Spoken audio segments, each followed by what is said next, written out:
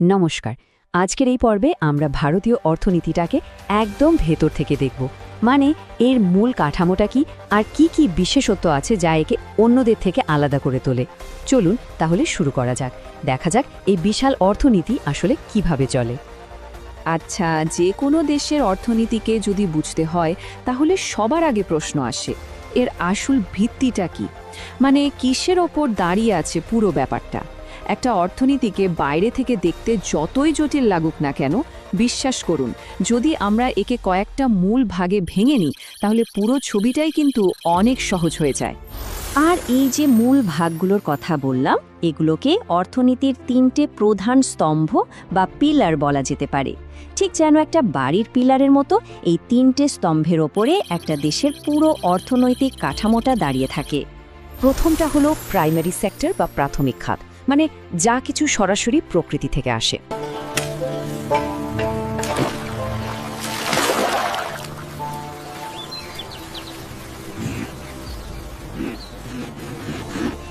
এরপর আসছে সেকেন্ডারি বা দ্বিতীয় খাত। এর কাজ হলো প্রাথমিক খাত থেকে পাওয়া কাঁচামালগুলোকে ব্যবহারযোগ্য জিনিসে, মানে পণ্যে বদলে ফেলা।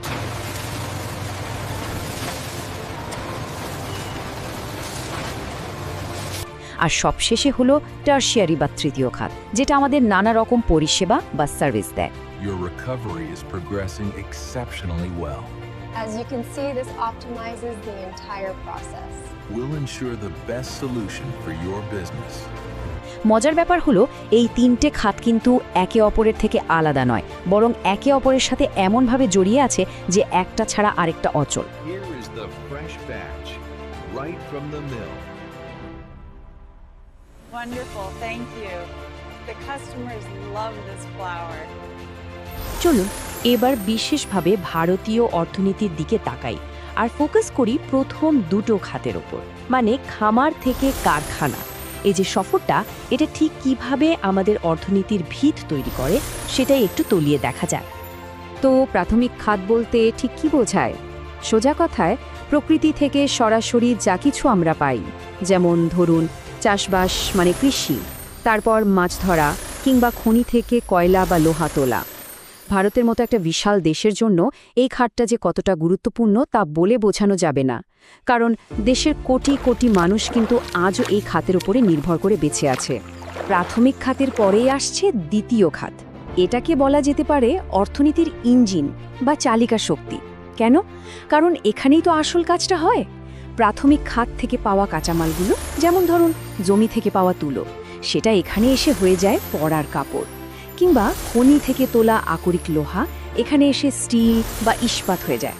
মানে বিভিন্ন শিল্প আর কারখানায় জিনিসপত্রকে একটা নতুন রূপ দেওয়া হয়। কিন্তু গল্পে একটা দারুণ মোড় আছে। কৃষি আর শিল্প তো আছেই, কিন্তু যদি জিজ্ঞেস করা হয় সাম্প্রতিক সময়ে ভারতীয় অর্থনীতিতে কোন খাতটা সবচেয়ে বেশি প্রভাবশালী হয়ে উঠেছে, উত্তরটা হলো পরিষেবা খাত বা সার্ভিস সেক্টর। চলুন দেখি এই খাতে ঠিক কি এমন জোয়ার এসেছে। এই তৃতীয় খাতটা কিন্তু কোনো জিনিস বানায় না, মানে এখানে কোনো প্রোডাক্ট তৈরি হয় না। এর কাজ হলো পরিষেবা বা সার্ভিস দেওয়া।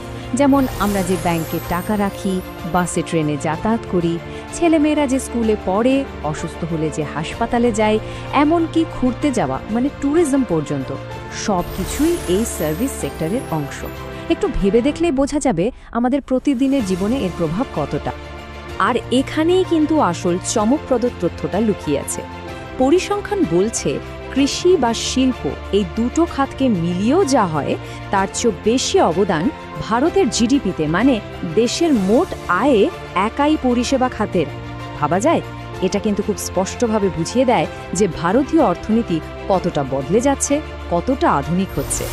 বেশ, তাহলে অর্থনীতির মূল কাঠামোটা তো বোঝা গেল, প্রাইমারি, সেকেন্ডারি, টারশিয়ারি। এখন চলুন সেই বিশেষ বৈশিষ্ট্যগুলোর দিকে নজর দিই যা ভারতীয় অর্থনীতিকে একটা নিজস্ব পরিচয় দেয়। বলতে পারেন এটা হলো অর্থনীতির ডিএনএ বা ফিঙ্গারপ্রিন্ট, যা তাকে বাকিদের থেকে আলাদা করে। এখানে দেখুন, ভারতীয় অর্থনীতির একটা মিশ্র ছবি ফুটে উঠেছে। একদিকে যেমন কিছু চ্যালেঞ্জ আছে, যেমন মাথাপিছু আয় এখনও বেশ কম, আর আয়ের বৈষম্যটাও চোখে পড়ার মতো। প্রচুর মানুষ এখনও কৃষির ওপর নির্ভরশীল। আবার অন্যদিকে জনসংখ্যা খুব দ্রুত বাড়ছে, কিন্তু তার সাথেই পাল্লা দিয়ে পরিষেবা খাতের যে অসাধারণ বৃদ্ধি, সেটাও একটা বড় সত্যি। এই স্লাইডটা কিন্তু পুরো বিষয়টা খুব সুন্দরভাবে এক জায়গায় এনেছে। দেখুন, দুটো দিক। একদিকে আছে আমাদের ঐতিহ্য বা লেগেসি। দেশের একটা বিরাট অংশের মানুষ আজও তাদের জীবিকার জন্য কৃষির ওপর নির্ভরশীল।